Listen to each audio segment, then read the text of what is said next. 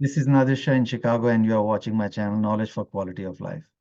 I have a request to my viewers to see the videos in its entirety because I don't want you to miss any of the points which I'll be discussing here.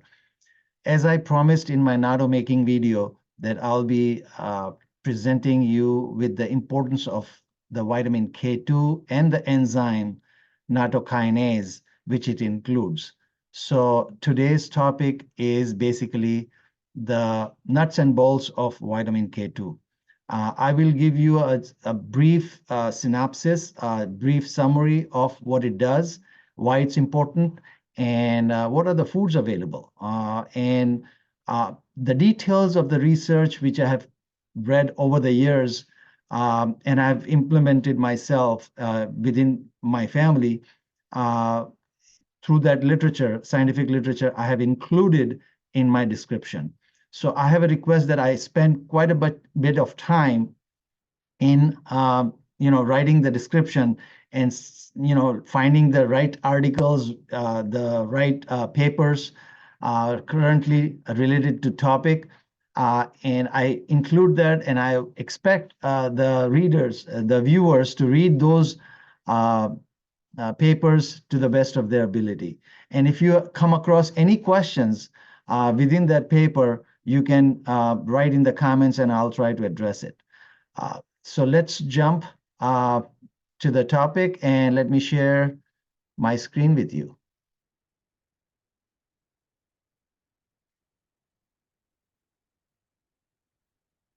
So the vitamin K2 was invented in 1929 by a Dutch scientist, Hendrik Dam. And initially, it was called as a vitamin K1, vitamin K generally, and then it was related to the coagulation of the blood. It has a clotting power. It defines the clotting power of the blood. And then later on, the vitamin K1 defined that, K1 is related to the coagulation and blood clotting. And then vitamin K2 came into the picture. And a lot of work is being done in early 90s and then later on in 2000s and beyond, vitamin K2. But the most important thing is that, still vitamin K2 is one of the misunderstood vitamin by many that, that we don't realize that, what it does and how it does.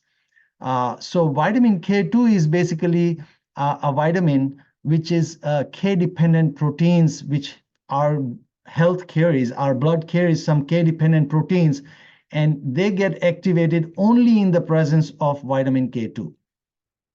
And those proteins are particularly three proteins: osteocalcin, which is related to the bone formation, which prevents one from getting into the osteopenia or osteoporosis, which is pretty common in females, but it's seen in the males as well. So the second one is matrix-GLA protein, which prevents binding of the calcium to the arteries, which prevents one from atherosclerosis, which basically forms a plaque, and then plaque ruptures, and then one goes through the cardiac event. So basically, the first one is prevention of the bone diseases, so to speak, that increasing the bone density, and then second is matrix-GLA protein is related to the heart disease issue. The third protein is growth arrest specific 6 protein. In short, they call it GAS6 protein. It's related to the neuroinflammation. So that's why vitamin K2 is also important in the neurodegenerative diseases like Alzheimer's and dementia and depression, anxiety, and all that. So basically, vitamin K2 is divided into 2 groups. MK4. There are many others, but these are readily available and usable for humans. MK4 and MK7. MK4 is normally produced by animals, we can consume the beet and, liver and, eggs and, those type of things. So basically, K1 is converted into their gut through the gut flora in animals like cows and, goat and other animals, and then convert into MK4. And then MK4 and then MK7 is basically available in the fermented foods, like sauerkraut, kimchi, natto. Natto is the most potent in MK7. And the half-life of this vitamin K2 in these two different forms, MK4 is a very short-lived. So basically 4 hours, it remains in the system for 4 hours, and then, half-life is less than what it used to be at the zero time. So basically half-life is defined, I said in my previous vlog, that it's a time lapse for a given vitamin to be in half of its value when you start it. So it just depletes from the system, our system, pretty fast. Half-life for MK7 is about 72 hours, which is about 3 days. So it remains in the system for a long time. But here is the problem. Problem is that, there are different people metabolize this vitamin K2 differently. And to be honest with you, I have no idea this thing until I came across a few years back an issue within myself and my wife. So we were consuming basically same amount of vitamin K2 along with the vitamin D. But when we got tested, of course, there is no test readily available for vitamin K2. But I went through the detailed testing for both of us, macronutrient panel test from one of the labs in California. So when I saw that I was okay at the blood serum level and the cellular level, but my wife came short at the cellular level. She was okay at the blood level, but before vitamin K2 hit the cells, she was depleting. It means that she was clearing the vitamin K2 pretty fast. And I was scratching my head to find out that, even though we were taking the same amount of vitamin K2, but, I came okay in both the levels, at the serum level, in the blood level, and at the cellular level. But my wife was short at the cellular level. She was okay in the serum level, means at the blood level. So I started, hunting for this, and I spent hours and hours. It took me about 5 to 6 months to find some answers. And that's why I try to include those answers here, which you may not find anywhere in different vlogs. There are many vlogs on vitamin K2, but you will not come across this issue in any of the vlogs because I haven't found anything. And if someone finds it, let me know. So what happens that we have each one of us as a human, we carry ApoE genotype. Now, this ApoE is a gene which is involved in making a protein that helps carry cholesterol and other type of fat in the bloodstream, because it works hand in hand with the cholesterol, how cholesterol is being transported at the cellular level.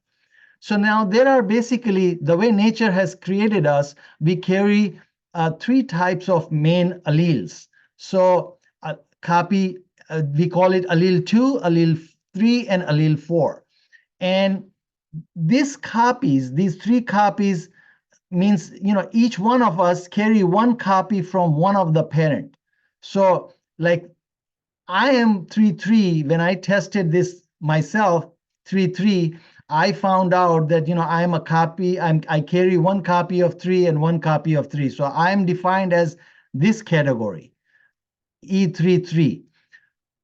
Now, it means that, I got 1 copy from my dad and 1 copy from my mom, and my combination of ApoE genotype is E33, whereas my wife is E34, E3 and E4. So she got 1 copy of 3 from either one of the parent and the other copy from one of the other parent.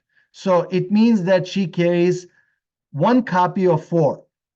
Now, when you dig the research and look at the papers, it says that, if someone carries one copy of 4, there's a double chance, there's a double fold increase that the person will go through some sort of a neuro issue in the later part of their life, like dementia or Alzheimer's. But that risk increases if somebody carries double copy of 4, means E4 and E4, that risk rises to about 8 to 10 folds.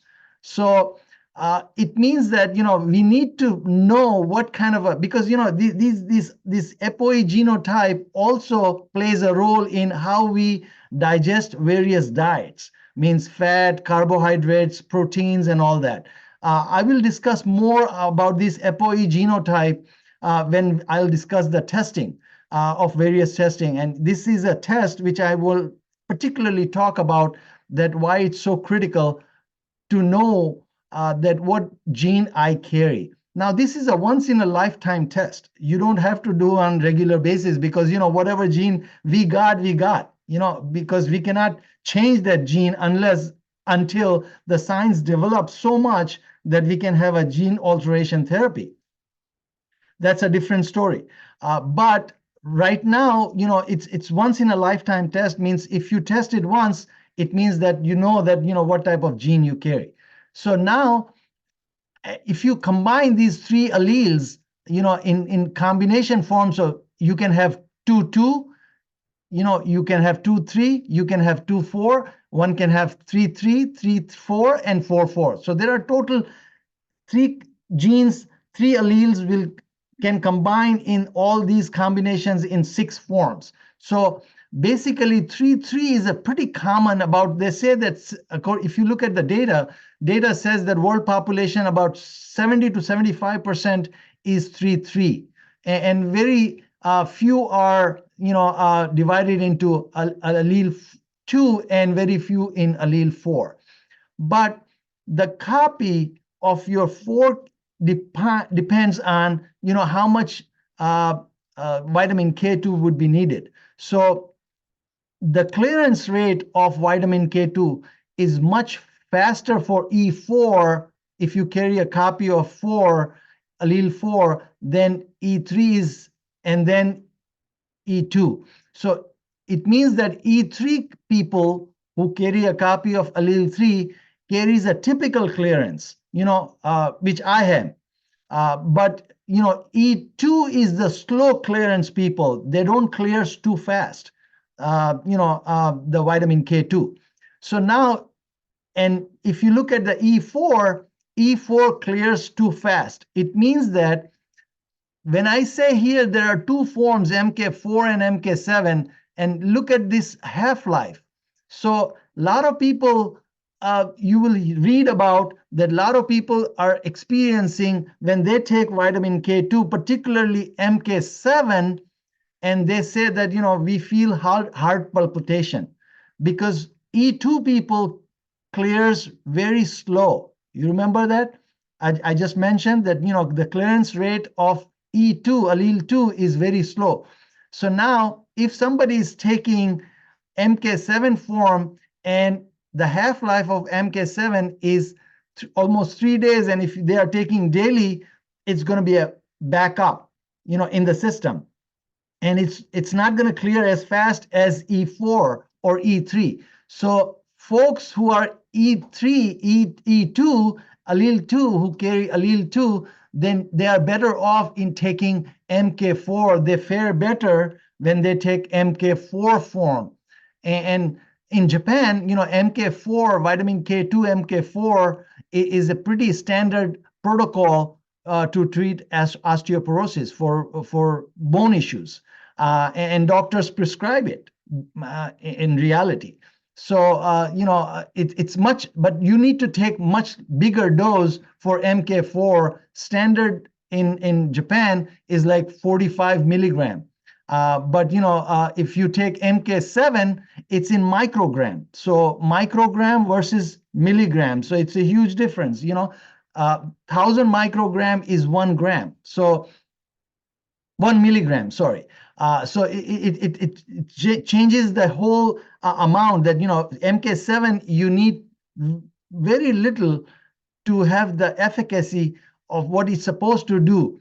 And that's why, E4 people needs a lot more, even MK7, because, my wife was taking MK7 100 microgram, and I was taking 100 microgram too.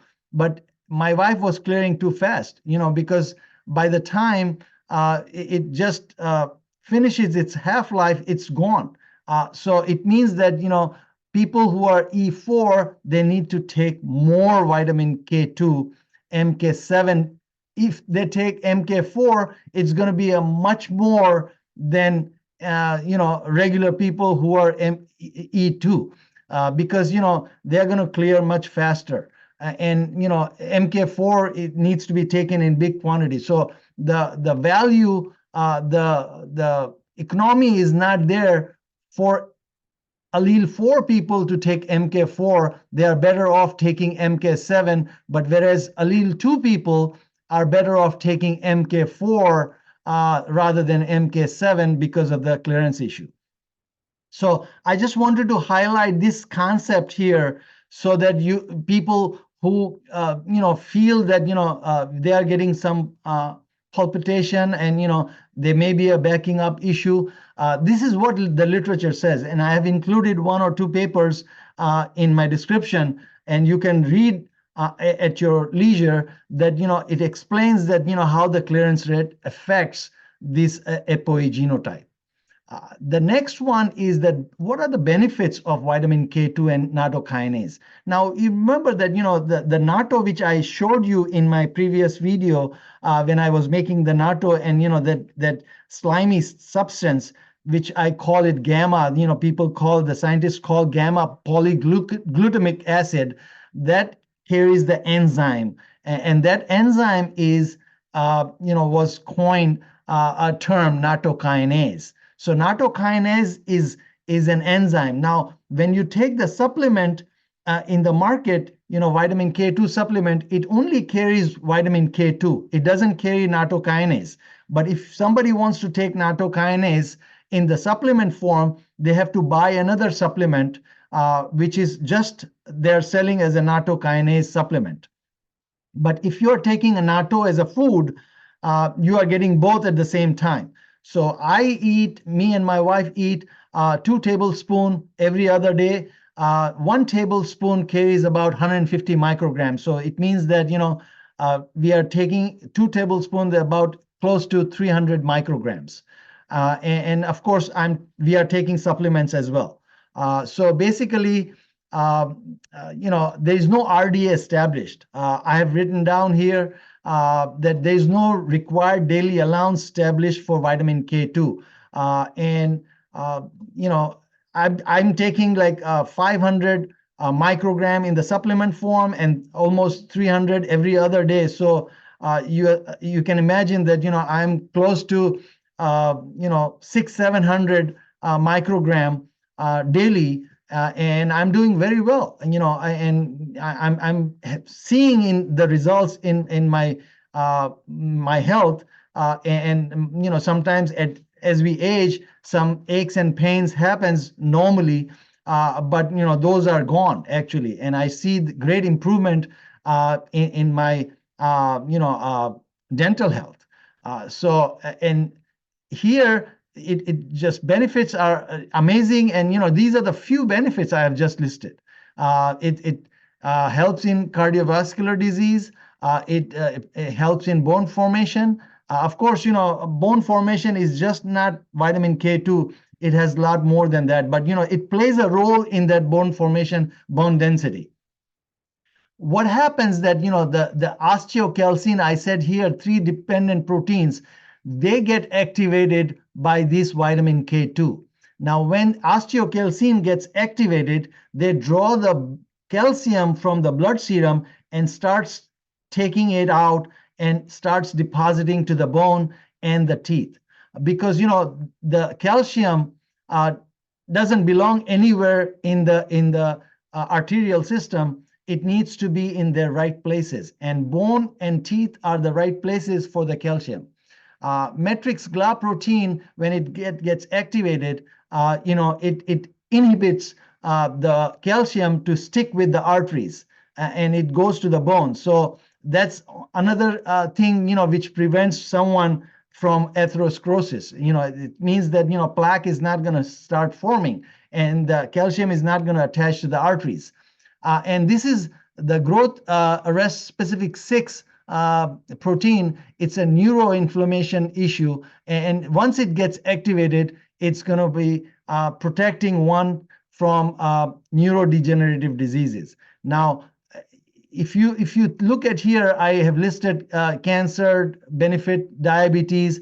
It's neuroprotective, and neuroprotective because it's related to Alzheimer's and dementia as well. So the K2, remember that what I said, that if somebody is carrying allele 4, there's a chance that they can inherit this disease. It doesn't mean that somebody carries a allele 4. God forbid they have a death sentence. No, I'm not saying that. And there are experts who explain this thing that having a gene is of course a risk, but how to mitigate that risk is also a process that you can avoid certain things in your life. And of course, we will talk about it more when we discuss the ApoE genotype and certain diets for ApoE4. Like I'm taking care of in my family, that I know that my wife has one allele of 4, so I'm trying to tell her that stay away from saturated fats, because that's not good for allele 4 people. So it's helping in dental health. It's antithrombotic. So this nattokinase is very antithrombotic. It means that it has a potency of dissolving the clots, blood clots. It's going to keep the blood in a fluidity state, and it's not going to, it changes the fibrin level. There's a test which we will talk about it, fibrinogen. So you can test the thickness and fibrin levels in your blood.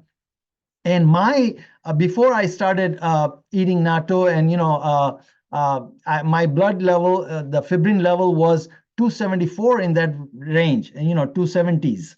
Now my fibrin level is in 219, 220 range. So it dropped quite a bit, because it works like a blood thinner, natural blood thinner. So it will not let any clot formation in your system. It's antithrombotic in nature. And people who have used natto, particularly in certain parts of Japan, they have seen much more benefit. There's a lot of papers and a lot of literature is coming out during the COVID time that they fared better in fighting with the disease COVID-19, and the outcome was much better amongst people who consumed natto. And just because it's vitamin K2 and nattokinase as well, that enzyme is there. And I have a note here that those people who are on certain form of blood thinners, please, I have a request, consult with your doctors before consuming the vitamin K2 or even nattokinase, because they may work as an antagonist. Because you are taking a blood thinner like Coumadin or warfarin because you have some heart ailment, and consult your doctor before you start consuming vitamin K2. Also, someone in my natto video asked, what is the best time to take vitamin K2? Should we take it with D or separately? There are a lot of myths out there, but the scientific literature says that it's the best because it's one of the carrier of cholesterol. And vitamin D, what it does, that it amplifies the production of osteocalcin. It amplifies the production of matrix GLA protein.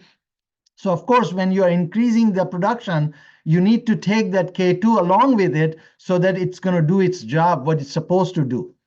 So the best time to take vitamin K2 is along with when you are taking vitamin D combined. Like we take vitamin K2 and vitamin D together, including my mom, who is 99 years old.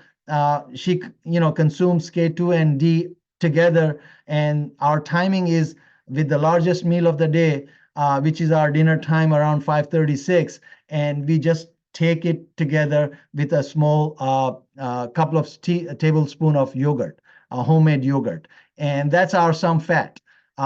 So since both are fat soluble, we have to consume with some fat. So let me stop share here. Basically, in essence, I think what I have read so far, we have just started scratching the frontiers of vitamin K2, but because I believe that it's going to be a next mega blockbuster in overall health and keeping our health in ship shape. Of course, when we are talking about vitamin K2 and my vitamin D vlogs, we talked about that, they go hand in hand. Vitamin K2 is one of the major cofactor of vitamin D. Now, if you start connecting the dots, that why I said it and why I showed you the graphs. So people who have not watched those videos, please make sure that, watch everything what I share here, because, the reason I share here this information is based on my experience. So whatever literature I have gone through over the years, I have implemented myself with the testing. I've seen the results. So now that information, that literature has become a profound knowledge, and knowledge becomes only complete when you apply and see the outcomes. And I've seen it. So this is why I'm making a request, because this channel is not for increasing the subscription at all. This is not my intent. I started this channel for.